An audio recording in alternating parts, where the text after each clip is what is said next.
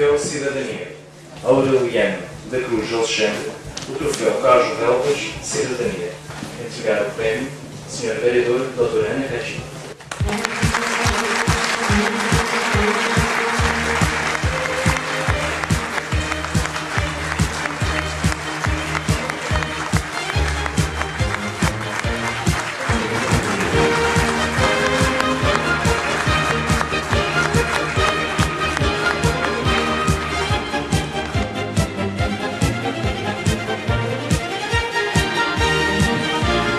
Não foi fácil.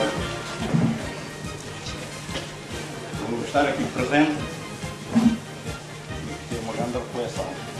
Tinha feito um compromisso comigo que não mais, depois do meu afastamento da vida pública, não existiria mais nem fazeria parte mais de nenhum ato público. Mas ao ser informados deste prémio que me era atribuído, eu tive que pensar e pensei em frações de segundo e decidi aceitar.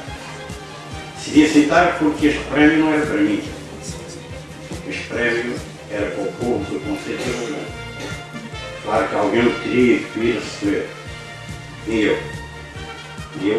E dedico-me inteiramente ao povo do meu Conselho.